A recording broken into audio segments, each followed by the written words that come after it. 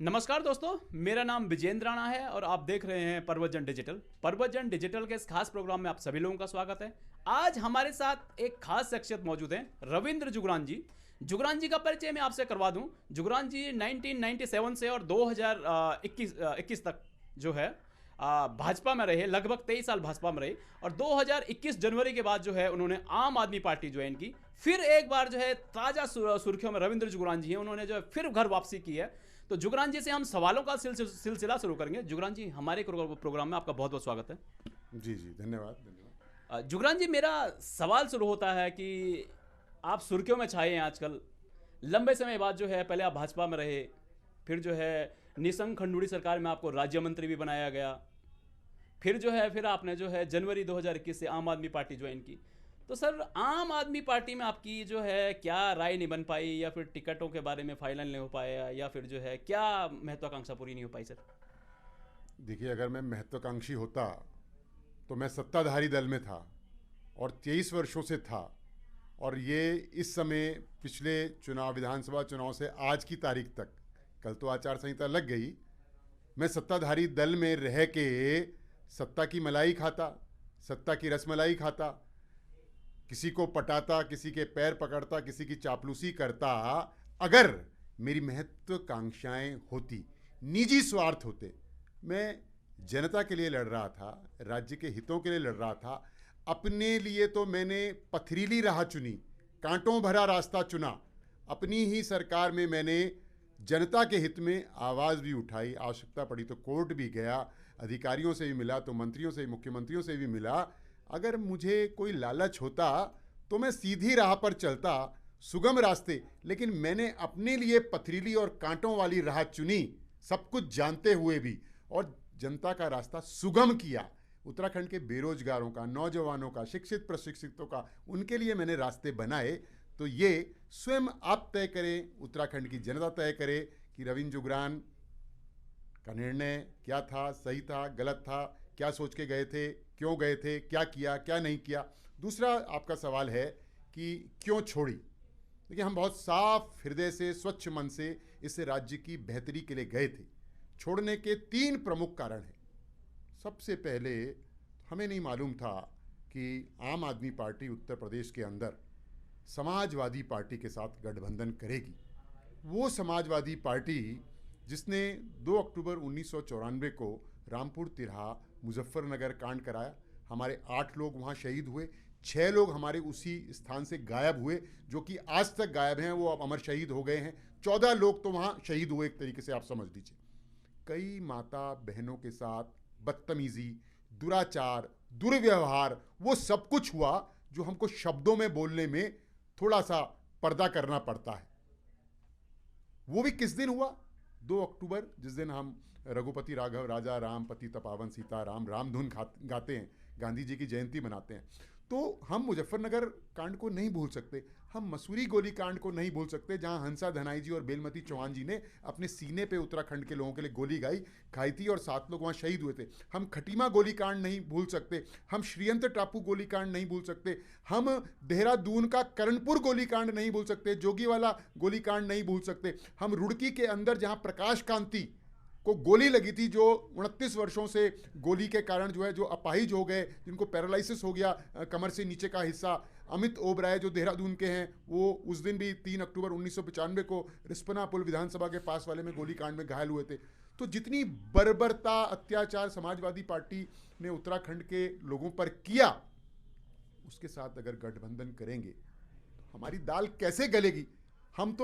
मैं तो Allahabad high court में 2 अक्टूबर 1994 रामपुर तिरहा मुजफ्फरनगर कांड की घटना को लेकर मैंने जनहित याचिका डाली हुई है। मेरी जनहित याचिका पर कि दोषियों को सजा हो मुजफ्फरनगर कांड के, उस पर सुनवाई चल रही है।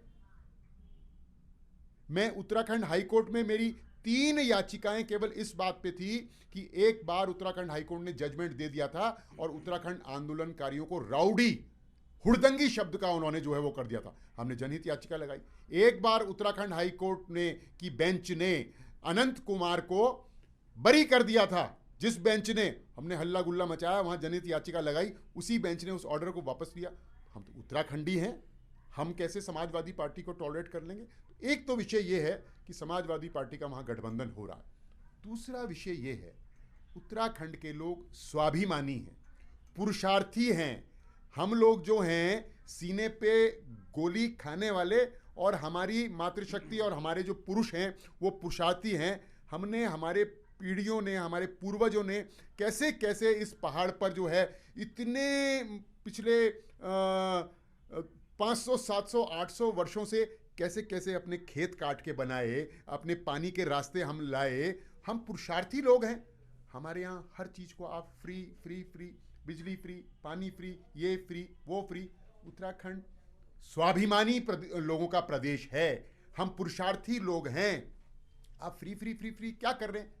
अरे भाई क्या है, लोगों को आप पुरुषार्थी बनाएंगे, उद्यमी बनाएंगे, उद्यमशील बनाएंगे, एंटरप्रेन्योर बनाएंगे, या लोगों को आप जो है काम करने की जो लोगों के अंदर आदत है उससे उनको वंचित करेंगे? अरे मनरेगा ने ही इतना वो कर रखा है कि लोग आजकल कई योजनाएं ऐसी हैं कि जो लोग फर्जीपना कर रहे हैं तब जो है कामचोर बन रहे हैं उससे। तो एक तो ये फ्री का जो लॉलीपॉप है, एक तो ये हमारे स्वाभिमान पे चोट है। दूसरी, आप लोगों को पुरुषार्थी, जो हमारे पुरुषार्थी लोग हैं उनको आप गलत रास्ता दिखा रहे हैं। तीसरी बात यह है कि मुझे कहते हुए दुख इस बात का है कि आपकी जो भी प्लानिंग हो रही है, आम आदमी पार्टी, दिल्ली में आप प्लान करते हैं, उत्तराखंड में आप किससे डिस्कस करते हैं? भाई मैं अपना उदाहरण दूं तो मैं 32 वर्षों से उत्तराखंड के अंदर सामाजिक और राजनीतिक कोई पहलू मुझसे अनछुआ नहीं है। 42 विभाग हैं उसका, उत्तराखंड के कोने कोने से, गढ़वाल क्या है, कुमाऊं क्या है, तराई क्या है, उधम सिंह नगर क्या है, हरिद्वार क्या है। तो कोई जो भी कार्यक्रम बनने हैं, नीति बननी है, नियोजन होना है, कैसे प्लानिंग होनी है, आप दिल्ली में बैठकर तय कर लेते हैं और उत्तराखंड के लोगों को आप ये बोलते हैं कि आप इसको इम्प्लीमेंट कराओ। ऐसे कैसे काम चलेगा? चौथी सबसे महत्वपूर्ण बात, आप फ्री फ्री फ्री फ्री बोल रहे हो। आपको ये नहीं मालूम कि 55,000 करोड़ का कर्जा है उत्तराखंड के ऊपर, लोन लिया हुआ है हमने। ये दिल्ली नहीं है जहां पे बहुत बड़ी धनराशि, कम से कम जो बजट, जो दिल्ली का जो बजट है उसका 25-30% भारत सरकार वहन करती है। आप पूछेंगे कैसे? पुलिस की जितनी तनख्वाह है, पैरामिलिट्री फोर्सेस की जितनी तनख्वाह है, उसका मेंटेनेंस, उनकी तनख्वाह दिल्ली नहीं केंद्र सरकार देती है। 20% केंद्र सरकार के अस्पताल दिल्ली के अंदर हैं, उनकी तनख्वाह जो है और मेंटेनेंस उसका गवर्नमेंट ऑफ इंडिया करती है। ऐसे ही कुछ और महकमे भी हैं। आपके पास दिल्ली में रेवेन्यू कलेक्शन का, राजस्व कलेक्शन के स्रोत बहुत हैं। दिल्ली 2 करोड़ की आबादी है, आपके पास खाली प्लेन एरिया है कि आपने जो है साउथ दिल्ली से अगर नॉर्थ दिल्ली के लिए मूव करना है या ईस्ट से वेस्ट के लिए करना है तो आपको जो है कोई ऊंचाई, चढ़ाई, उतराई, गढेरे, खाले, पहाड़, नाले, ये कुछ नहीं मिलने। आपने एक प्लेन लैंड में मूव करना है तो वहाँ जो बजट लगता है उसमें और जो पहाड़ में लगता है, दुनिया भर का अंतर है। दिल्ली में सोर्सेज ऑफ रेवेन्यू, राजस्व के स्रोत बहुत ज़्यादा हैं और उसमें से भी गवर्नमेंट ऑफ इंडिया कम से कम 20-25% जो है वो, जैसे मैंने आपको अस्पतालों का जिक्र किया, पुलिस का जिक्र किया, ऐसे उसमें खर्च करती है। ठीक हो गया? उत्तराखंड है, हम 55,000 करोड़ के घाटे में जा रहे हैं, लॉसेज में जा रहे हैं। आप ये जो फ्री फ्री फ्री करेंगे, आप बिजली फ्री करेंगे, पानी फ्री करेंगे, फलानी चीज़ फ्री करेंगे, आप कह रहे हो साहब महिलाओं को हम 1,000 रुपये देंगे हैं? अरे महिलाएं हमारी राज्य की जो मातृशक्ति है, जिसने उत्तराखंड बनाया, वो इस राज्य की आर्थिकी, सामाजिकी और संघर्ष की धुरी है। आप फिर ये फ्री का क्या, ये फ्री क्या है? ये फ्री शब्द से मुझे बड़ी एलर्जी है। सर मैं रुकना चाहूंगा सर, 1,000 रुपये मिल जाता तो बुराई क्या है 1,000 रुपये मिलना? कहां से देंगे कहां से? मुझे ये बताइए, देंगे कहां से? लोन लेके देंगे उत्तराखंड पे, और कर्जा होगा। हमारे रेवेन्यू के सोर्सेस क्या हैं? यहां तो सारा बजट जो है वो कर्मचारियों की तनख्वाह देने में निकल रहा है। ओवरड्राफ्ट है 55,000 करोड़, 55,000 करोड़ का। तो लोन उधार लेक तो घी नहीं पी सकदन ना, घी पी ला हम उधार लीक। अरे घर में खाना कुछ छंदे नहीं, अर्निंग को कोई सोर्स नहीं, आय को कोई आमदनी को साधन नहीं। और तब जो हमारा पिताजी घी का बिटिन लौंड, मतलब उधार मांग के घी पीने वाली बात हो गई ये तो देखिए ये फैक्ट्स नहीं हैं।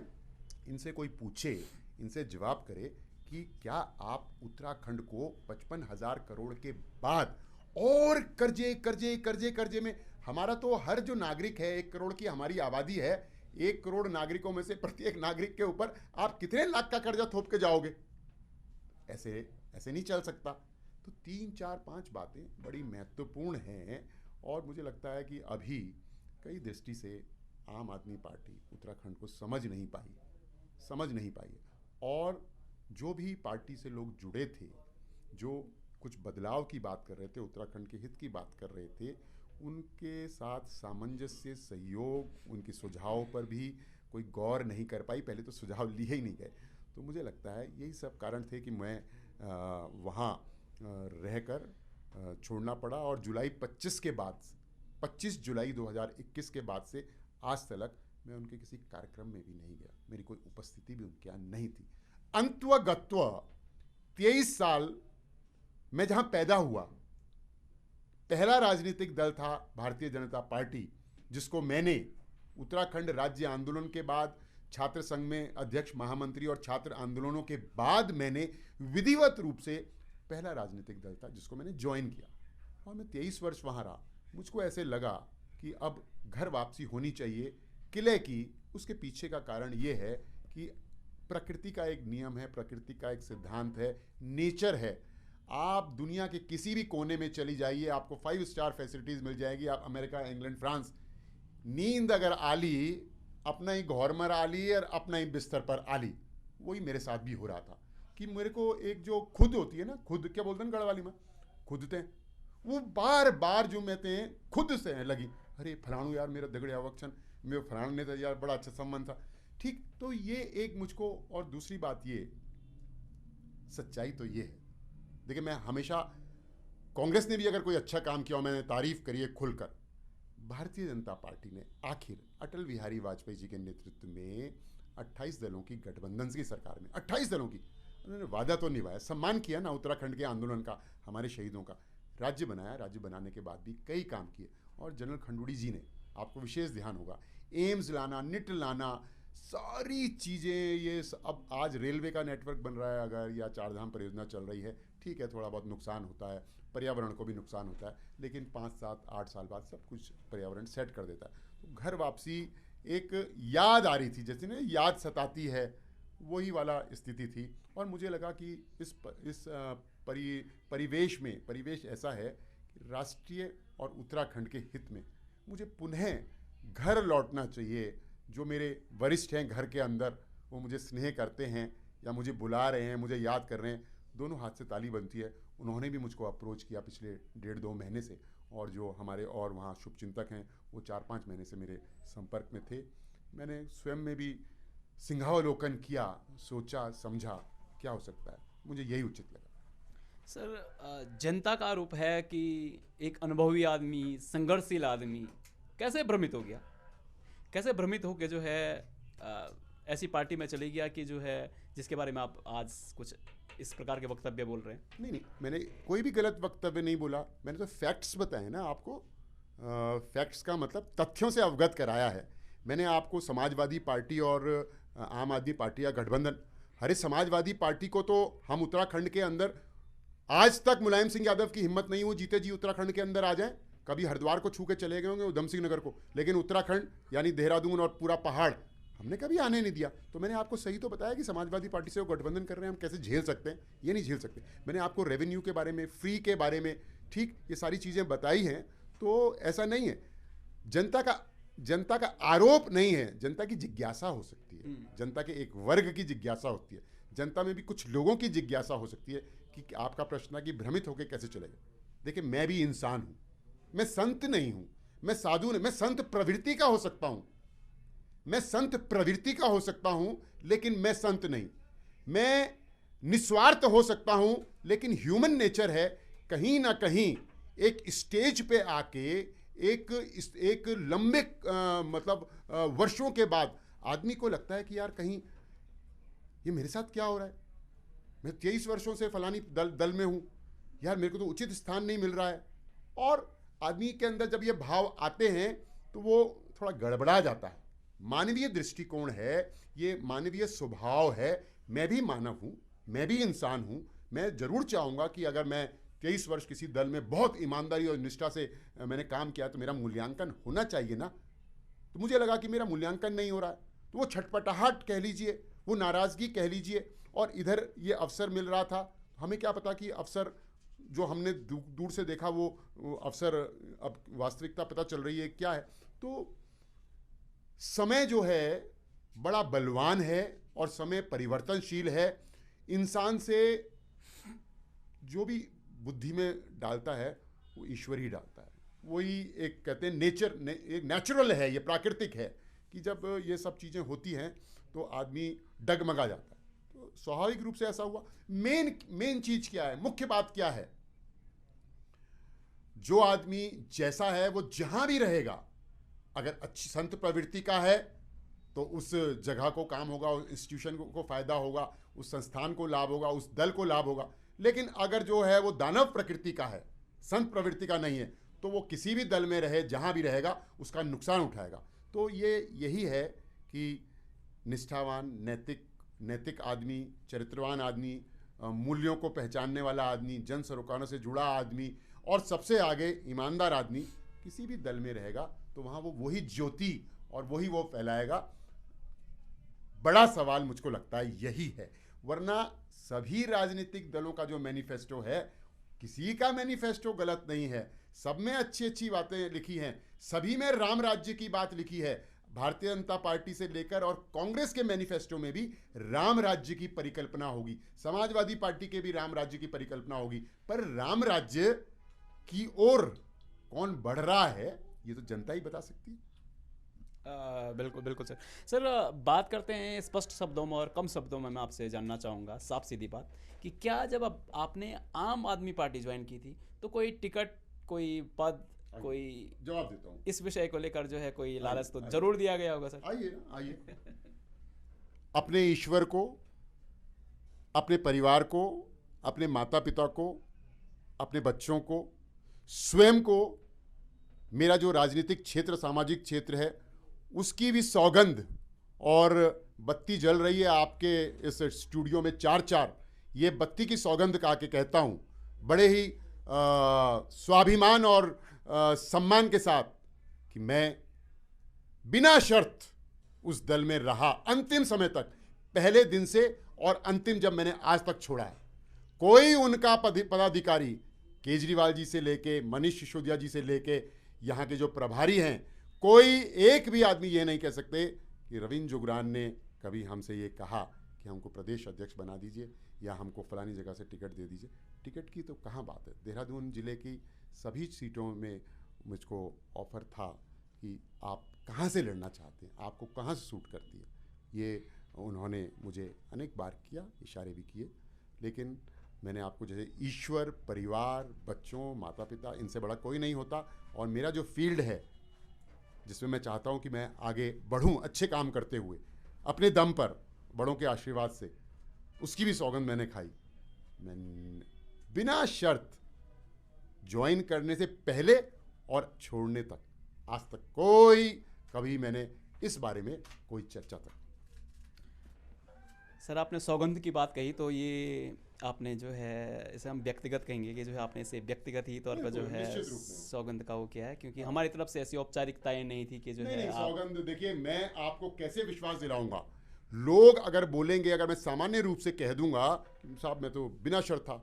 मेरी जो सबसे बड़े हैं मेरे लिए वो मेरा परिवार है, मेरे माता पिता हैं, मेरे बच्चे हैं, मेरी पत्नी है, मैं हूँ, मेरे शुभचिंतक हैं, मेरे भाई बंद हैं, मेरा जो कार्य क्षेत्र है सामाजिक और राजनीतिक वो है। उससे बड़ा मेरे लिए क्या है। तो सबसे पहले मुझे उनकी चिंता है, तो उसकी इसलिए कि जनता के सामने हर चीज़ स्पष्ट होनी चाहिए, बेबाकी होनी चाहिए, उसमें पर्दा नहीं होना चाहिए, शीशे की तरह ट्रांसपेरेंट होना चाहिए कि वो अगर रविंद्र जुगरान के आर पार भी, वार पार भी देखना चाहें तो दिखना चाहिए। यही पारदर्शिता है, यही मूल्य है, यही सिद्धांत है, यही अच्छाई है और यही होनी चाहिए। सर सुनने में आया है कि कुछ दिन पहले आप जो है युवा मुख्यमंत्री धामी जी से मुलाकात करने गए थे। तो सर मुलाकात हुई, उसके बाद आपकी ज्वाइनिंग हुई, तो कुछ आगे के विषयों पर जो है टिकट के विषय पे या किसी चीज़ के विषय पे, आगे राज्य मंत्री बनने के विषय पे कुछ बात हुई या नहीं हुई सर, स्पष्ट शब्दों में? मैंने सौगंध खाई, उसी सौगंध को दोबारा दोहराता हूँ। नहीं सर, सौगंध नहीं, विश्वास, मैं कह रहा हूँ ना कि मैं गीता पे शपथ लेके, ये तो अब नहीं है, लेकिन मैंने सभी लोगों की जो सौगंध खाई उसको रिपीट करता हूँ। मुख्यमंत्री जी से 1 माह पहले भी मेरी भेंट हुई, उसके बाद 5-6 बार लगातार भेंट हुई। प्रदेश अध्यक्ष जी हुए बीजेपी के, यहाँ प्रभारी जी हैं आदरणीय प्रहलाद जोशी जी, लॉकेट चैटर्जी मैडम हैं, सह प्रभारी हैं, हमारे यहाँ नरेश बंसल जी हैं, इस समय वो सब इस काम को देख रहे हैं। हमारे जो पार्टी की रीति नीति के हिसाब महामंत्री संगठन अजय जी सबसे महत्वपूर्ण होते हैं, जो पूरे संगठन की रीढ़ हैं, उनसे, इन सब लोगों से चर्चा हुई। मैंने केवल इतना ही कहा कि मैं 23 वर्ष रहा हूँ, मुझे ऐसे लगा कि मेरा भरपूर उपयोग नहीं हुआ। मैंने कहा मेरा भरपूर उपयोग करिए, मेरा भरपूर उपयोग करिए कि मैं उत्तराखंड के हित में, भारतीय जनता पार्टी के हित में अपनी जो आवाज़ है उसको प्रदेश के कोने कोने तक मेरी आवाज़ चली जाए, कि प्रदेश की 1 करोड़ या 1.25 करोड़ जो भी जनता है वो जाने कि भारतीय जनता पार्टी रविंद्र जुगरान के मुंह से क्या कह रही है, या भारतीय जनता पार्टी के प्रतिनिधि या कार्यकर्ता के रूप में रविंद्र जुगरान क्या कह रहा है। मैंने कहा आप मेरा वो उपयोग करिए जिससे पार्टी को भी लाभ हो, राज्य को भी लाभ हो, और मुझे लगे कि मेरा इस्तेमाल हो रहा है। मुझे बिल्कुल, तो सुई का काम सुई से लीजिए, तलवार का काम तलवार से लीजिए, और जहाँ धार देनी है वहाँ आप जो है, जो धार दे सकते हैं उनको आगे कीजिए। मैंने कहा मैं हर मोर्चे पर लड़ने को तैयार हूँ, और जो विपक्षी दल उस समय जो हमारी टक्कर में है, हम उसको जो है, और उसके जो बड़े बड़े नेता जो बड़ी बड़ी बातें कर रहे हैं इस समय कि ये इनकी चाहत हैं और राहत हैं, हम बता सकते हैं कि वो क्या चाहत हैं और वो क्या राहत हैं। हम सबको जो है शीशे में उतार के जनता के समक्ष रख देंगे। इतना ही मैंने कहा। फिर कहूँगा, हाँ ये जरूर कहा, मैं जरूर मन से चाहता हूँ, 23 वर्ष से मैं चाहता था कि मुझे भारतीय जनता पार्टी से टिकट मिले, और देहरादून की रिजर्व सीट को छोड़ के, चक्राता सीट को छोड़ के, और आपका ऋषिकेश सीट को छोड़ के, मसूरी विधानसभा, रायपुर विधानसभा, धर्मपुर विधानसभा, यहाँ तक कि कैंट विधानसभा, अगर हमारे श्रद्धेय हरबंश कपूर जी के परिवार से अगर कोई लड़ रहा हो तो हम निश्चित रूप में उनका समर्थन करेंगे। लेकिन अगर उनके परिवार से कोई ना लड़ रहा हो तो आप मुझे कैंट में भी उतार दीजिए। 4 सीट हैं देहरादून में, उसके अलावा मैं कहीं से नहीं। इतना मैंने, मतलब ये मेरे मन की पीड़ा है, मैंने उनसे नहीं कहा, क्योंकि मैंने ये जरूर कहा कि मेरा उपयोग भरपूर करिए आप।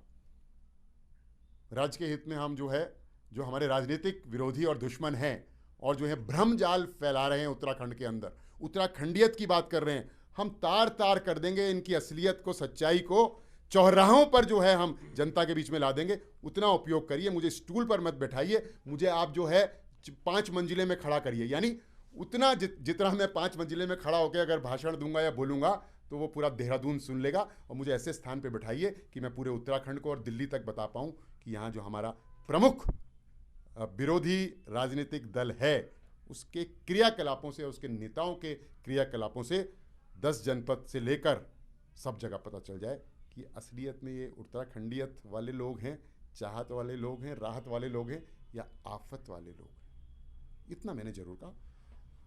हाँ, मेरी आज भी हार्दिक इच्छा है, मैंने आपको जो 4 सीटों का बताया, पार्टी को बहुत लाभ मिलेगा ऐसा मैं सोचता हूँ कि मुझे फील्ड करने का अगर वो मौका देंगे, और मेरे में 5 गुना उत्साह बढ़ जाएगा। इसका मूल्यांकन आप स्वयं करें, पत्रकार मित्र कर सकते हैं, जनता कर सकती है, कि अगर पार्टी मुझे अभी टिकट देती है तो उत्तराखंड में कहाँ कहाँ इसका लाभ मिलेगा, युवा वर्ग में मिलेगा या नहीं मिलेगा, कहाँ कहाँ मिलेगा और किन क्षेत्रों में मिलेगा और कहाँ कहाँ नहीं मिलेगा। तो ये मेरी हृदय की इच्छा है, लेकिन मैंने उनसे टिकट के विषय में कोई चर्चा नहीं करी। मैं अपने मुंह से कभी हल्का नहीं होना चाहता हूँ। मेरा मूल्यांकन, मैं पार्टी में आया हूँ, ये कार्यकर्ताओं की पार्टी तो है, कैडर वाली पार्टी देश में अब एक आधी बची है। कम्युनिस्ट थे कैडर वाले, अब कम्युनिस्ट नज़र नहीं आते।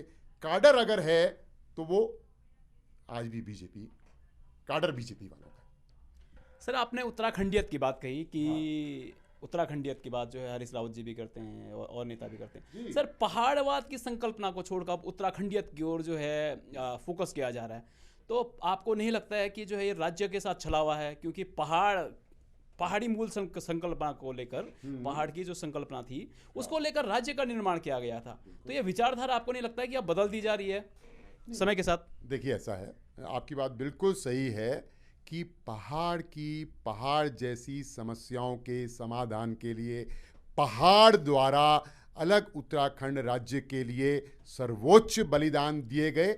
निश्चित रूप में 101%, इसमें कोई दो राय नहीं है। और वो पहाड़ भी सीमांत क्षेत्र है जो 2 अंतर्राष्ट्रीय सीमाओं से लगा है, जहां चाइना बीच बीच में अपनी शरारत करता सहता है, बॉर्डर स्टेट है। तो पहाड़ जैसी समस्याओं के समाधान के पहाड़ के लोगों ने अपना सर्वोच्च बलिदान दिया। लेकिन इसके साथ लेकिन है, क्योंकि अब ये उत्तराखंड बना है और हम उत्तराखंड के परिप्रेक्ष्य में बात करेंगे तो उत्तराखंडियत की बात करेंगे, यानी उत्तराखंड में कास्ट, क्रीड, रिलीजन, क्षेत्र, जाति, संप्रदाय कोई महत्व नहीं करता। नारसन से लेके उधम सिंह नगर से लेके पिथौरागढ़ से लेके उत्तरकाशी से आराकोट से अस्कोट तक और उत्तरकाशी से नारसन तक और नारसन से उधर जो है खटीमा तक यानी उधम सिंह नगर तक हम 1 करोड़ 10 लाख लोग हैं। इसका मतलब ये नहीं है कि जिसकी जो समस्या है उसका उसी त्वरित उससे समाधान होना चाहिए।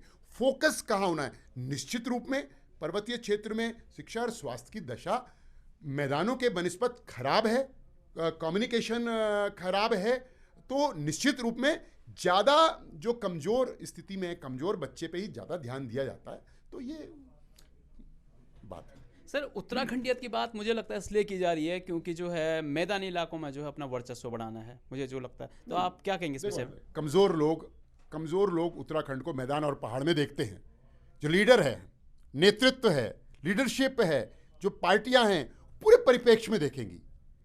हरिद्वार और उधम सिंह नगर के लोगों की जो समस्याएं हैं 101%, 100% उनका समाधान होना चाहिए। उनकी समस्याएं भी हमारे से अलग नहीं हैं, लेकिन पर्वतीय क्षेत्र की विषम भौगोलिक परिस्थितियां वहां से ज़्यादा हैं। जीवन दुश्वार है, कठिन है। आपदाओं का दौर हमने देख लिया, बरसातों में कैसे लैंडस्लाइड होता है। 12-15 साल से तो बुरा हाल हो रखा है, ठीक है। और पहाड़ के भाई उत्तराखंड क्यों बना? मूल अवधारणा तो यही थी ना, मैंने बताया कि पहाड़ जैसी समस्याओं के समाधान। देहरादून, हरिद्वार, उधम सिंह नगर, हम लोग तो पहले से ही ठीक हैं। जोर कहाँ देना है, ताकत को कहाँ लगाना है? निश्चित रूप में पहाड़ के 10 जनपदों में लगाना है, लेकिन ब्रॉडर प्रोस्पेक्टिव में, समग्रता में हम देखेंगे तो हमको कोई भी नेता हो, कोई भी दल हो, उत्तराखंड की 1 करोड़ 10 लाख आबादी जनसंख्या के लिए हम कटिबद्ध हैं। उतना ही नहीं, मेरा कहना एक कदम आगे है। उत्तराखंड के अंदर नारसन से लेकर पिथौरागढ़ तक और आराकोट से अस्कोट तक जो पत्थर भी यहाँ पर पड़ा है, जिसमें अगर जान है और प्राण है, कोई जीव जंतु भी हैं, सबकी समान चिंता होनी चाहिए। दर्जनों, सैकड़ों, दर्जनों क्या 2 दर्जन हाथी तो राज्य बनने के बाद जो है एलिफेंट कॉरिडोर ना बनने के कारण जो है आपके हरिद्वार में ही मारे गए। कभी किधर मारे जाते हैं, ट्रेन से कट जाते हैं। तो हमारे लिए मानव तो है ही 1 करोड़ 10 लाख, उसके साथ साथ जिसमें भी प्राण है उत्तराखंड के अंदर, वो भी उत्तराखंडियत के दायरे में आता है। अरे मनुष्य है ना, उनको कौन देखेगा? हम ही तो देखेंगे ना। वो जानवर हैं, वो हमें तो नहीं दे सकते। अब हम मनुष्य हैं तो हमें मनुष्य धर्म का पालन तो करना पड़ेगा ना। हमारी सोच, हमारी दृष्टि, हमारी मानवीय कल्पना इतनी होनी चाहिए कि उत्तराखंड के सीमाओं में कोई भी रहता हो, मानव हो या दानव, सबकी चिंता हमें को करनी। सर, घर वापसी हो गई है और आप छात्र हितों को लेकर, आंदोलन को लेकर जो है आप सभी लोग जानते हैं कि आप लड़ते आए। भ्रष्टाचार की बात करते हैं सर, भ्रष्टाचार पर रविंद्र जुगरान कैसे अब लड़ेंगे? क्योंकि जो है पार्टी में घर वापसी हो चुकी है और भ्रष्टाचार के आरोप जो हैं कहीं ना कहीं कांग्रेस पे लगे हैं, तो आपकी पार्टी पे भी लगे हैं। तो अब कैसे आप लड़ेंगे, कैसे मुखर होंगे? ये जो कैंसर है, कहीं ज़्यादा कहीं कम, कोई फर्स्ट स्टेज का है और कहीं लाइलाज है, 4th स्टेज का है। तो इस प्रदेश को भी और इस देश को भी खा कौन रहा है? भ्रष्टाचारी तो खा रहा है ना। अंदाज़े बयां कुछ और होगा, कॉम्प्रोमाइज़ नहीं होगा। तो अपनी बहुत बात रखने का जो तरीका है, मुझे भी निश्चित रूप में कुछ बदलाव करने की आवश्यकता होगी, तो मैं करूंगा। वो किस लिए करूंगा? वो किस लिए करूंगा कि सांप भी मर जाए और लाठी भी ना टूटे। सांप भी मर जाए और लाठी भी ना टूटे, हम इस अपनी लाइन को लेके चलेंगे। लेकिन मेरे संज्ञान में कोई भी करप्शन का मैटर आएगा, छोटा हो बड़ा हो किसी भी स्तर का हो, उससे समझौता नहीं करेंगे। ईश्वर से यही प्रार्थना करते हैं कि हमारे में ये ताकत, ये बुद्धि, ये क्षमता, ये जुनून, ये बरकरार रखे। तो सर भ्रष्टाचार पर रविंद्र जुगरान फिर युवा तुर्क बन जाएंगे? नहीं तो हमने कहाँ कॉम्प्रोमाइज़ किया। और पार्टी में रहते रहते भी आप पार्टी ने, देखिए ये मैं अपने दल की खासियत बताऊंगा कि मैंने जब भी करप्शन पे अपनी गवर्नमेंट में भी अगर कोई बात करी हो, बीजेपी ने मुझे कभी ना रोका, ना टोका, ना मेरे से कुछ जवाब मांगा, कुछ नहीं मांगा। इसका मतलब भारतीय जनता पार्टी संगठन की, सरकार और संगठन में अंतर होता है। सरकार और संगठन में अंतर होता है। संगठन हमेशा रहता है, सरकार आती और जाती रहती है। भारतीय जनता पार्टी का मुझको नैतिक समर्थन रहा इन सब विषयों पर। वरना अगर वो मुझसे जवाब तलब करते तो आपको ही पता चलता है कि नहीं चलता, प्रेस को चलता, मीडिया को चलता, पोर्टल वालों को चलता, पार्टी वालों को चलता। लेकिन पिछले 5 वर्षों में पार्टी ने कभी भी, पार्टी ने कहा रविंद्र जुगरान अगर लड़ रहा है जनहित के लिए, जन सरोकारों के लिए, उत्तराखंड के लिए, तो लड़ने दो, ये भारतीय जनता पार्टी का प्रतिनिधि है। लेकिन अगर मुझको, जैसे कि मैंने कहा, सांप भी मर जाए और लाठी भी ना टूटे, इस लाइन पे चलना होगा, तो निश्चित रूप में ज़्यादा तवज्जो मैं इसी लाइन को दूंगा। सर अब तो घर वापसी हो गई है। हाँ। आम आदमी पार्टी पे बात करते हैं कि प्रदेश में आम आदमी पार्टी ने जो है चुनावी सियासी ताल ठोक दी है। तो प्रदेश में क्या लगता है आपको इस विधानसभा चुनाव में आम आदमी पार्टी का सियासी भविष्य? इस पे कभी और बात कर लेना, आप अलग से बाइट ले लेना। अभी तो मैं यही कहूँगा कि लोकतंत्र की खूबसूरती ये है, ये हिंदुस्तान है, ये भारत है, और हम सबके डीएनए में, दल अलग हो सकते हैं लेकिन हम हिंदुस्तानी हैं। हमारा डीएनए, हज़ारों वर्षों का जो डीएनए है, वो वर्ल्ड में कहीं का डीएनए नहीं है जो एक हिंदुस्तानी का डीएनए है। हम वसुधैव कुटुंबकम के रास्ते में विश्वास करते हैं, जियो और जीने दो, लिव एंड लेट लिव। अभी तो हम आम आदमी पार्टी को शुभकामनाएं देंगे कि वो अच्छा प्रदर्शन कर सकें, अच्छा वो करें, अच्छी नीतियों के साथ आएँ। बस बहुत ज़्यादा लोक लुभावनी चीज़ें या भ्रम जाल में से दूर रहें, धरातल पे बात बताएं। अगर उन्होंने शिक्षा और स्वास्थ्य में, जैसे वो क्लेम करते हैं, हमको भी ये लगा कि उन्होंने काम किया है, आप उसकी बात करिए उत्तराखंड के अंदर। निश्चित रूप में आप और दलों को भी अपने उसमें लाइए कि आपकी डिबेट का इश्यू करें। अभी तो हम उनको शुभकामनाएं देंगे, और अभी कहना उचित नहीं है कि कौन सा दल कितनी सीटें लाएगा। हमारी शुभकामना है वो अपना सर्वश्रेष्ठ प्रदर्शन करें और ऐसे काम करें कि उत्तराखंड की जनता उनको आशीर्वाद दे। तो हमारी गुड विशेज़ हैं, बेस्ट ऑफ लक है, और अभी आप ही लोग अगर मूल्यांकन करेंगे तो ज़्यादा बेहतर होगा। सर आपने स्पष्ट शब्दों में कह दिया है, और थोड़ा बहुत तो है, जितनी हमारी बुद्धि है, हमारी समझ है, हम समझ भी चुके हैं। सर बात करते हैं अब भाजपा की। आपने घर वापसी कर दी है, तो सर अब की बार किसकी सरकार? हाँ, निश्चित रूप में देखिए, मैं बहुत स्पष्ट रूप से कहूँगा, बयान देना स्ट्रेटजी का पार्ट होता है, बोलना। देखिए एक सेनापति का काम क्या है, जनरल का काम क्या है कि अपनी टीम को उत्साहित रखना, अपनी टीम को मोर्चे पर जोश खरोश से रखना। सभी पार्टियों के लोग यही कहेंगे, हम ही जीत रहे हैं, हम जो हैं इतने से जीत रहे हैं, हम उतने से जीत रहे हैं। लेकिन ये उनका दायित्व भी है, जिम्मेवारी भी है, आखिर उनको अपने कार्यकर्ताओं का मनोबल भी बढ़ा के रखना है। आपका प्रश्न था कि अब की बार भारतीय जनता पार्टी कितने एमएलएस के साथ दोबारा आएगी। मुझे लगता है कि भारतीय जनता पार्टी का प्रदर्शन अच्छा रहेगा। भारतीय जनता पार्टी स्वयं में ही, स्वयं की मेजॉरिटी से, एक कंफर्टेबल मेजॉरिटी से, एक अच्छे बहुमत से उत्तराखंड के अंदर सरकार बनाएगी। और मुझे लगता है कि जो भी द्वंद्व रहेगा या जो भी लड़ाई रहेगी, कहीं 5,000 से जीत हार है, कहीं 1,000 से है, तो फिर ये लड़ाई दोनों राष्ट्रीय राजनीतिक दलों के मध्य है, मुझे लगता है उत्तराखंड को यही मंजूर है। सर लगभग कितनी सीटें, सर कितनी सीटें आएंगी आपके, लगभग आपको मतलब एक अंदाजा? देखिए, ये मेरे जो पार्टी के जो मुझसे कई वरिष्ठ लोग हैं इस पर टिप्पणी वो करेंगे, लेकिन मुझे ऐसा लगता है कि हम जो है बहुत कंफर्टेबल मेजॉरिटी, मतलब बहुमत से ऊपर हम लोग लेके आएंगे। और बहुमत का मतलब 38 सीटें, 38 सीटें है ना। सर कांग्रेस तो 40 कह रही है, आप 38 कह रहे हैं, आप पीछे जा रहे हैं। नहीं, बहुमत का मतलब 38 सीटें ना। हाँ, तो मैं कह रहा हूँ हम बहुमत से काफ़ी ऊपर जाएंगे। मुझे लगता है हम 50 के इर्द गिर्द कहीं ना कहीं पहुँचेंगे। और मैंने आपको जैसे बताया कि जो ये कह रहे हैं ना उत्तराखंडियत, राहत, चाहत, आफत आने वाली है इनको, मैं यहाँ पर आज बोल के जा रहा हूँ, ये तैयार कर लें अपने औजार, मुझ पास काफ़ी मटेरियल है। सर बात भू कानून की करते हैं, राज्य बने हुए 20 साल हो चुके हैं, मेन मुद्दा जो है भू कानून का, कहीं सियासी जो है एक राजनीतिक पार्टियों को जो है रोटी सेकने का जो है अच्छा मौका मिल गया। तो भू कानून पर भाजपा की भी लंबी सरकारें रही तो कुछ काम नहीं हो पाया सर। इस बार भी जो है सिर्फ एक कमेटी घोषित गठित की, क्या कमेटी के निर्णय रहे ये आप भी जानते हैं। तो भू कानून पर काम क्यों नहीं हुआ सर? आपकी बात सही है। देखिए, आप बिल्कुल ठीक कह रहे हैं।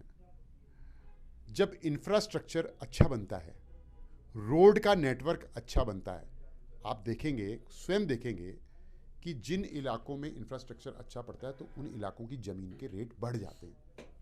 उत्तराखंड बनने के बाद बढ़े भी हैं। भू कानून निश्चित रूप में एक सीमावर्ती प्रदेश के लिए, जिसकी सीमाएं चीन से लगी हैं, चाइना से लगी हुई हैं, उसके लिए बहुत ज्वलंत विषय है। नंबर 2, हमारे उत्तराखंड के लोग, विशेषकर पर्वतीय क्षेत्र के लोग, या फौज में या पैरामिलिट्री में या छोटी मोटी नौकरियों में पलायन के लिए विवश हैं, आज भी विवश हैं। हालात में बहुत ज़्यादा बदलाव नहीं आया है, बहुत ज़्यादा परिवर्तन नहीं आया। जो उम्मीद की जा रही थी उत्तराखंड बनने के बाद पलायन पे अंकुश लगेगा, लेकिन वो बढ़ा है। निश्चित रूप में इन 21 वर्षों में ऐसे भू कानून की आवश्यकता थी जो उत्तराखंड के लोगों को उनकी भूमि, जो भी उनके पास भूमि है, वो एग्रीकल्चरल कृषि भूमि हो और तरह की भूमि हो, उनका स्वामित्व या उनका मालिकाना हक कम ना हो, लोग मजबूर ना हो, अभिशप्त ना हो, जाने अनजाने में, नादानी में अपनी भूमि जो बेच रहे हैं। अब लोगों को किसी की बिटिया की शादी हो गई, किसी को बच्चे को डॉक्टरी पढ़ाने के बेलना है, तो जाने अनजाने में लोग कौड़ियों के भाव भूमि बेच रहे हैं। सरकार का अंकुश है नहीं। निश्चित रूप में भू कानून इन 20-21 वर्ष में सरकारें कोई भी रही हो, उसमें ठोस काम नहीं हो पाया है। ये दुर्भाग्यपूर्ण है, चिंताजनक है और हम सब लोगों को कष्ट दे रहा है। मुझे लगता है काफ़ी माहौल बना है भू कानून एक सशक्त, पारदर्शी और व्यवहारिक भू कानून के लिए आने की ज़रूरत है। उम्मीद करते हैं कि आएगा। सर विधानसभा चुनाव नज़दीक है, सियासी तालें ठुक चुकी हैं, आचार संहिता भी लग चुकी है। तो पिछली बार विपक्ष ने आरोप लगाया था कि जो मोदी लहर है, इसलिए जो है प्रचंड बहुमत मिला। तो इस बार भी मोदी लहर की जो है का असर दिखाई देगा या फिर कोई मजबूत स्ट्रेटजी है इस बार? देखो, ऐसा है, जब इंदिरा गांधी जी का ज़माना था तो इंदिरा गांधी जी के नाम पर कांग्रेस को वोट मिलता था कि नहीं मिलता था? मिलता था ना, मिलता था। जब इंदिरा जी का देहांत हुआ तो राजीव गांधी जी प्राइम मिनिस्टर बने, तो स्वयं एक उनकी तरफ संवेदनाएं थी, लोगों में नाराज़गी थी और उनकी तरफ सहानुभूति थी, तो उनको वोट मिला। जिसके पास जो सर्वश्रेष्ठ होता है उसी को तो आगे किया आता है। मोदी जी अगर हिंदुस्तान के ब्रांड हैं, वो लोगों की चाहत हैं, तो निश्चित रूप में पार्टी क्या उनका लाभ नहीं उठाएगी ना, निश्चित रूप में उठाएगी। लेकिन उसके बावजूद भी उत्तराखंड के अंदर भारतीय जनता पार्टी अपना जो 5 साल का जो कार्यकाल रहा, उसमें जो भी उपलब्धियां गवर्नमेंट की रही हैं, विशेषकर इन 6-8 महीनों में काम हुआ है। जिन इश्यूज़ पर मैं व्यक्तिगत रूप में लड़ रहा था, कोर्ट भी जा रहा था, पुष्कर सिंह धामी की सरकार ने उन सब इश्यूज़ को एड्रेस किया है। मेरी लड़ाई के 70% इश्यूज़ पर पुष्कर सिंह धामी जी की सरकार ने काम किया है और रिजल्ट भी सामने आए। तो मैं ये कहूँगा कि मोदी जी का आशीर्वाद, मोदी जी एक ब्रांड हैं, देश के भी ब्रांड हैं और बीजेपी के भी ब्रांड हैं, तो निश्चित रूप में उनका नाम तो रहेगा ही, लेकिन उत्तराखंड के अंदर हमारी गवर्नमेंट की क्या उपलब्धियां रही हैं उस पर भी वो भी उतना ही महत्वपूर्ण होगा। सर बात पलायन की करते हैं, सबसे संजीदा मुद्दा कि पलायन पर जो है ना ही भाजपा सफल रह पाई, न ही कांग्रेस जो है इस विषय पे सफल रह पाई। तो सर कैसे पलायन रुकेगा, वास्तविकता में कैसे पलायन रुकेगा, क्योंकि पलायन आयोग बनाने के बाद भी कुछ नहीं हो पाया। बिल्कुल ठीक बात है। देखिए, जिस दिन हम सबकी समझ में ये आ जाएगा, 3-4 चीज़ें हैं।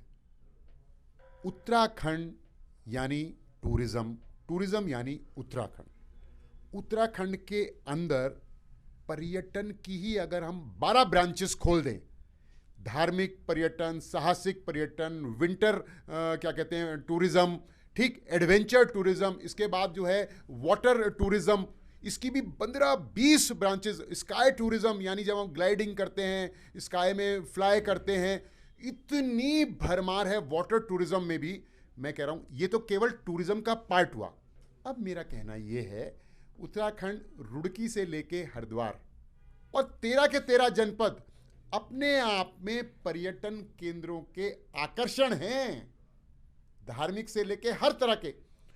उत्तराखंड में हर योजना के केंद्र में पर्यटन का छौंका लगना और लगाना बहुत ज़रूरी है।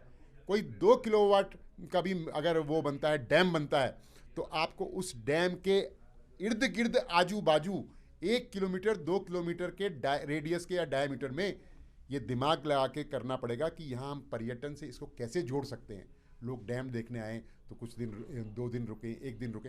मेरा कहने का तात्पर्य है कि उत्तराखंड और पर्यटन एक दूसरे के पर्यायवाची हैं। यहाँ हर योजना के केंद्र में, हर योजना, हॉर्टिकल्चर डिपार्टमेंट भी कोई काम कर रहा है तो उसमें पर्यटन का एंगल होना चाहिए। फिशरीज डिपार्टमेंट भी कोई काम कर रहा है, आपका कोई भी विभाग, ऊर्जा विभाग भी कोई काम कर रहा है, कहीं पर अगर आपको ऊर्जा के सब स्टेशन लगने बड़े बड़े, कुछ ऊर्जा का उत्पादन होना है, उसके केंद्र में भी एक तो ये चीज़ है। फिर हम तो जैविक प्रदेश हैं। अरे हम दुनिया में ब्रांड एम्बेसडर बन सकते हैं जैविक के। जैविक को अंग्रेजी में क्या कहते हैं? ऑर्गेनिक वेजिटेबल, दाल भात सब्जी, हर चीज़ के हम उसके ब्रांड बन सकते हैं। ये संजीवनी बूटी वाला जो हनुमान जी ले गए थे लक्ष्मण जी को जब मूर्छा हुई थी, तो ये जड़ी बूटी जो हिमालय में, उत्तराखंड हिमालय में है, ये सब जगह के सारे हिमालय में नहीं है। विशेष रूप से जड़ी बूटियाँ जो हैं उत्तराखंड हिमालय में हैं। अब हम, प्रकृति ने तो हमको सब कुछ दिया हुआ है, दोहन किसने करना है? हिमाचल ने अपनी हॉर्टिकल्चर के कारण, एप्पल के कारण, खाली एप्पल के कारण आज हिमाचल की पूरी इकोनॉमी, उनकी अर्थव्यवस्था एप्पल के उसमें चल रही है, रिवॉल्व कर रही है। हमारा हरसिल का एप्पल, हमारा नौगांव, बड़कोट, पुरोला, रवाई का एप्पल, क्या हमारे यहाँ एप्पल की कमी है? हमारा कुमाऊं में जो एप्पल होता है उसकी कमी? हमको आइडेंटिफाई करने पड़ेंगे क्षेत्र। हमारे यहाँ तो कुदरत ने सब कुछ दिया है। अब ये निकम्मापन हमारा है कि हम उसका दोहन नहीं कर पा रहे। अब आप आज देखो, पूरे हिमालय में सफ़ेद सोना बरस रहा है। सफ़ेद सोना, वो असली सोना जो गोल्ड होता है उससे भी कई गुना कीमती है, वो सफ़ेद सोना बरस रहा है। और हम टूरिस्ट को अट्रैक्ट नहीं कर पा रहे हैं। उनके लिए रहने की व्यवस्था, उनके आवागमन की, आने जाने की, उनके साथ communication, tie up, networking, package देना उनको कि आइए। मसूरी जाने के 2 ही रास्ते क्यों हैं? और मसूरी में ही पड़ रही है क्या बर्फ़, या धनोल्टी में ही पड़ रही? चक्रौता में भी तो बर्फ़ पड़ रही है, चक्रौता के दाएं बाएं बर्फ़ पड़ रही है। तो देखिए, हम योजना नहीं बनाएंगे, होमवर्क नहीं करेंगे तो फिर कैसे होगा? पलायन तो तभी रुकेगा जब उत्तराखंड का आम आदमी अपने गांव में नहीं तो कम से कम अपने जनपद में तो रुके, किसी भी रोजी रोटी। इतनी बड़ी 42 स्क्वायर किलोमीटर की टिहरी झील है, हम लोगों ने 20 साल से कोई योजना ही नहीं बनाई।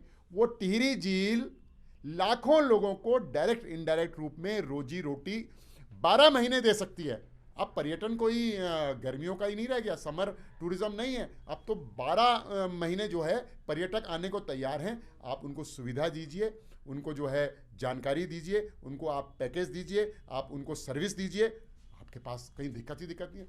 हमारे पास है सब कुछ। अब हम कहाँ चले गए सब उत्तराखंड के लोग और सरकारें हैं कि हमारी बुद्धि किन कामों में जा रही है, इन कामों में क्यों नहीं लग रही है। तो अब फोकस करना पड़ेगा और जो हमने गलतियां कर दी हैं उनसे सबक लेना पड़ेगा, स्वीकार करना पड़ेगा। जब तक हम अपनी गलतियों को नहीं स्वीकारेंगे हम एक कदम आगे नहीं बढ़ सकते। उत्तराखंड के अंदर सैन्य शिक्षा प्राइमरी कक्षा से, पर्यावरण की शिक्षा, बागवानी की शिक्षा, ये आपको चौथी पाँचवीं से शुरू करनी है। जहाँ पाँचवीं के बाद छठी सातवीं यहाँ से शुरू करिए ना। बच्चे को आपको वहीं से टूरिज्म सेंट्रिक बनाना पड़ेगा। आपको उद्यान का क्षेत्र, कृषि का क्षेत्र, व्यवसाय का क्षेत्र, जड़ी बूटी का क्षेत्र, सैन्य शिक्षा का क्षेत्र। सैन्य शिक्षा का सिंपल सी बात है, बॉर्डर स्टेट है। पहले भी तो एसएसबी की ट्रेनिंग होती थी। हमारे माँ ने करी हुई है एसएसबी की ट्रेनिंग, हमारी मौसियों ने करी हुई है, हमारी फूफुओं ने करी हुई है। एसएसबी बॉर्डर वालों को बंदूक चलाना सिखाते थे, उनको भत्ता भी मिलता था, उनको सेल्फ उसमें करते। तो उत्तराखंड आज भी कुदरत ने, प्रकृति ने इतना दिया कि अगर हम, स्विट्ज़रलैंड तो एक है, यहाँ कई स्विट्ज़रलैंड समाये हुए हैं। अब हमको ये बगल में 2 घंटे में आप मसूरी से लाल टब्बा, देहरादून से लाल टब्बा पहुंचते हैं ना, आहा, पूरी सफेद चादर जो है चारों तरफ फैली हुई है। उससे बढ़िया ट्रैक कहाँ है? मतलब ये खाली बोल नहीं है या जवानी जवा खर्च नहीं है। ये सब चीज़ें धरातल पे उतारी जा सकती हैं। ये नहीं है कि खाली बीजेपी को ही करना है। कांग्रेस के अंदर भी जो एमएलएज हैं, एमपीज हैं, हम उनसे, जिस भी दल में, भाई सबको लगना पड़ेगा।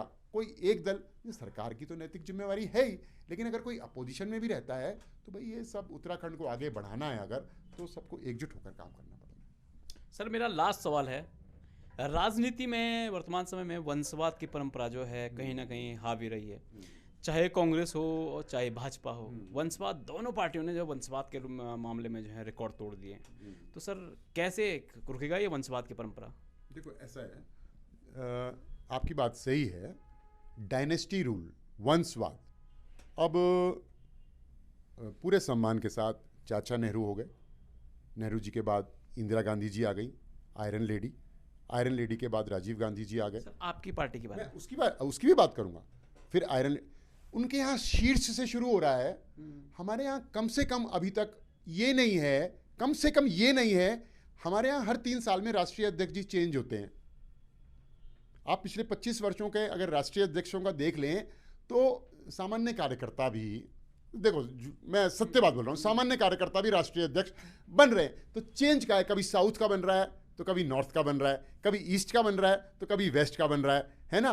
कभी जो है हिंदी भाषी बन रहा है तो कभी दक्षिण भाषी बन रहा है, कभी उत्तर पूर्व का बन रहा है तो कभी जो है बिल्कुल उसका बन रहा है। तो जो टॉप की लीडरशिप है, ये बात सही है कि ये आंच इधर भी पहुंचने लगी है, जबकि ये उचित नहीं है। उससे क्या होता है वंशवाद से, तो फिर ये हो गया कि डॉक्टर का बेटा, लड़का भी डॉक्टर ही बने। चलो तो अपनी काबिलियत से आएगा, अगर प्राइवेट में पढ़ा लिया उसने, डोनेशन दे के, तब तो डॉक्टर बन जाएगा।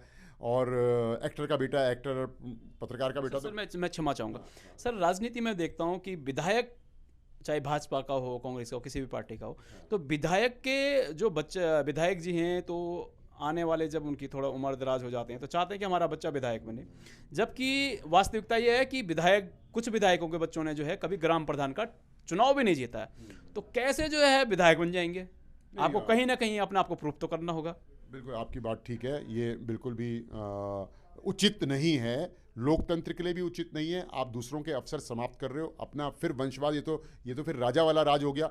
आज राजा है, कल राजकुमार है, फिर साहब जो है ये हो जाएगा। तो ये किसी भी दल में उचित नहीं है। इसको जो है, इसको हटाना है, दूर करना है। कोई अपनी योग्यता पे, अपने दमखम पे, अपनी मेहनत पे आता है तो उसका कोई अच्छी बात है, उसका स्वागत है। लेकिन किसी भी दल में, बीजेपी हो या कोई भी दल हो, ये परंपराएं ठीक नहीं हैं। जो कि ये रोग वैसे एक दल से काफ़ी दलों में सर गया है ये रोग। अब ये समाज में ये रोग सर गया है, आप देख रहे हो ना। अब समाज के ही लोग पार्टियों में हैं तो ये उचित नहीं है, कतई भी उचित नहीं है। मैं इसके व्यक्तिगत रूप में खिलाफ। लेकिन जो अगर किसी नेता का कोई बच्चा, अगर वो विद्यार्थी जीवन से ही या शुरू से ही 15-20 साल का अनुभव लिए अपनी योग्यता से आता है, तो उसके लिए तो लोकतंत्र में सबके लिए अवसर खुले होने चाहिए ना। लेकिन कोई अपनी पिता और माँ की काबिलियत पर ही टिकट मांगने लगे, पार्टी में वो करने लगे, तो वो नहीं। अगर वो 20 साल पुराना कार्यकर्ता है, अगर वो 20 साल पुराना कार्यकर्ता है पार्टी का, उसने पार्टी में 15-20 साल लगाए हैं, सबने उसको देखा है, पब्लिक ने उसको देखा है, तो उसका अधिकार बनता है, तो उसका अधिकार बनता है, क्यों वो अधिकार से वंचित नहीं। लेकिन अगर केवल पिता और माँ के नाम पे वो आए राजनीतिक विरासत को संभालने, तो वो ठीक नहीं। सर मेरा एक छोटा सा सवाल है, समय काफ़ी हो चुका है। विचारधारा की जो है बात कभी कही जाती थी कि हम भाजपाई हैं, हम कांग्रेसी हैं, अलग अलग विचारधारा ही। तो आज विचारधारा कहाँ गुम हो गई सर? कांग्रेस वाले आके जो है भाजपा में आ जा रहे हैं, भाजपा वाले कांग्रेस में आ जा रहे हैं, मिलके गठबंधन बनाया जा रहा है, तो विचारधारा कहाँ गुम हो गई सर? मैं बताता हूँ आपको। देखिए क्या है, बड़े लक्ष्यों को हासिल करने के लिए हमको चाणक्य नीति से भी चलना पड़ेगा और कृष्ण नीति से भी चलना पड़ेगा। मतलब कुर्सी की लड़ाई? नहीं।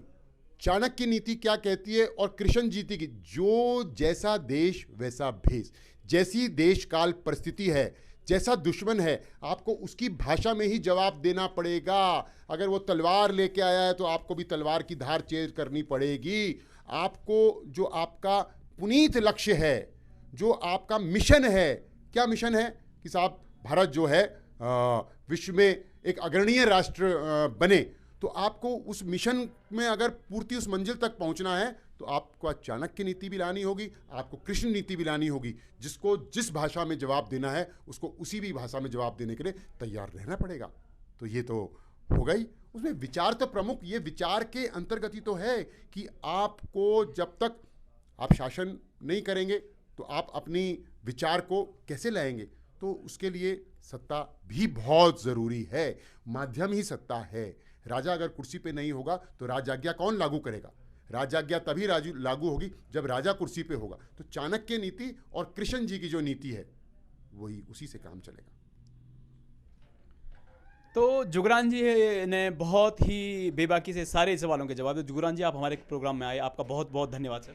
आपने भी वो प्रश्न पूछे जो मैं खुद चाहता था, और मैं हमेशा ये चाहूँगा, हमेशा हर राजनीतिक कार्यकर्ता नेतृत्व से मीडिया जो लोकतंत्र का चौथा स्तंभ है, सब टेढ़े प्रश्न जरूर करे। अगर किसी नेता सरकार ने अच्छे काम किए हैं तो उसको भी इंगित करे, लेकिन चौथे स्तंभ का पहला काम जो है वो कमजोरी को सामने लाना, गलत चीज़ों को सामने लाना, पोस्टमार्टम करना।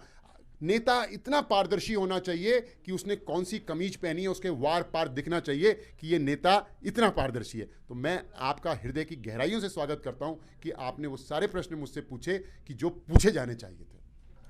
तो दोस्तों, रविंद्र जुगरान जी ने बड़ी बेबाकी के साथ जो है सारे सवालों के जवाब दिए और बड़ी ईमानदारी से सारे सवालों के जवाब दिए, इस सवालों से कहीं नहीं भागे। तो दूसरे प्रवचन के दूसरे एपिसोड में हम जो है किसी एक और शख्सियत के साथ जो है मुलाकात करेंगे। तब तक आप देखते रहिए प्रवचन डिजिटल। धन्यवाद।